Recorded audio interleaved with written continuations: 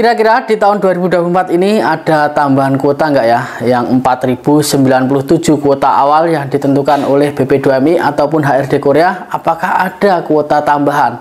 Ketika sudah diketahui bahwa tahap pertama 4640 peserta yang sudah lolos di tahap pertama, dan nantinya jika dikurangi 4097, ini hanya 500 saja peserta yang ataupun 400 saja yang akan gugur di tes skill jika kuota awal 4097. Nah, seperti apa videonya, penjelasannya kita lihat videonya setelah yang satu ini.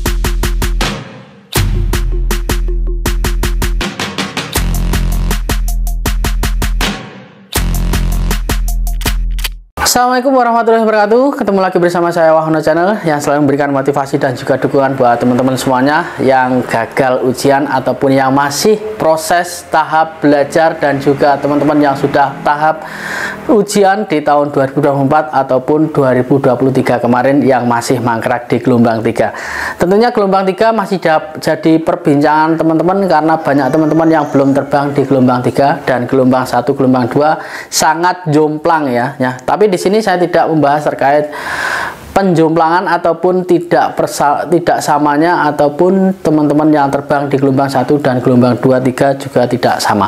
Tapi di sini saya akan membahas terkait teman-teman yang menanyakan apakah ada tambahan kuota divisi Mas di tahun 2024. Baik, di sini akan saya membahas terkait penambahan kuota. 4640 peserta yang sudah lolos di gelombang pertama, dan nanti jika kuotanya 4097 itu akan dikurangi ataupun teman-teman yang tidak lolos 540 saja.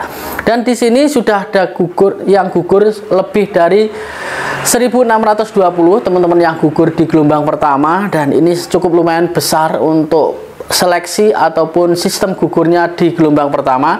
Dan ini gelombang kedua, tes skillnya hanya tinggal 540 saja yang akan disisihkan jika kuotanya 4097. Nah, teman-teman, di sini kita lihat untuk tahun-tahun sebelumnya di tahun 2019 pesertanya 6.603 dan kuota awalnya tidak diketahui, namun sudah lulus 5.348. Ini dari data yang sudah kita temui di tahun-tahun sebelumnya ya. Untuk 2019 sendiri ada penambahan kuota sekitar pengurangan kuota, jadi yang dikurangi hanya 1.255 saja. Jadi kuotanya cukup lumayan besar di tahun 2019. 2022 sendiri pesertanya 3.215 dan kuota awalnya 1.690 saja, dan ternyata yang lolos 2.934. Jadi ada banyak penambahan kuota di tahun 2022 ini, teman-teman.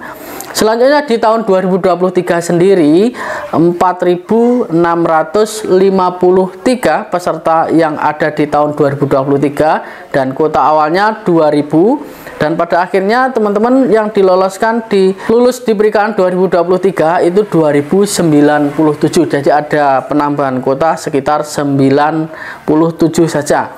Nah, di tahun ini 1097 yang awal kuota diumumkan dari BP2MI dan juga HRD Korea, dan peserta yang sudah lolos di tahap pertama 4640. Jika teman-teman akan mendapatkan kuota, apakah mungkin ini teman-teman nanti akan lolos semuanya seperti tahun 2018 yang awal kuotanya 700 untuk manufaktur, namun ternyata yang lolos 1400 dan akhirnya hanya dibuang ataupun sistem gugurnya hanya gugur 100 orang saja. Jadi 1303 yang lolos di tahun 2018 manufaktur.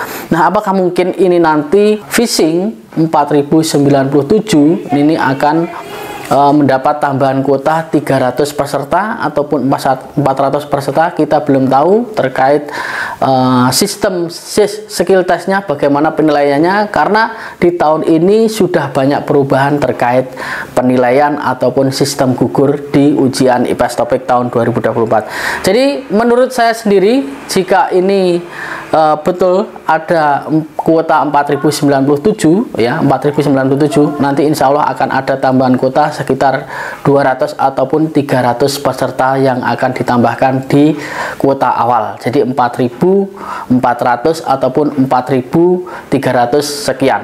Nanti akan ada tambahan kuota karena ini sudah mepet sekali. Untuk sistem gugurnya sudah 1600 orang yang digugurkan di tahap pertama. Jadi mudah-mudahan skill test nanti akan dikurangi sedikit saja, 143 saja yang akan dikurangi ataupun sistem gugur di skill test. Jadi mudah-mudahan ada penambahan kuota sekitar 300 untuk prediksi saya.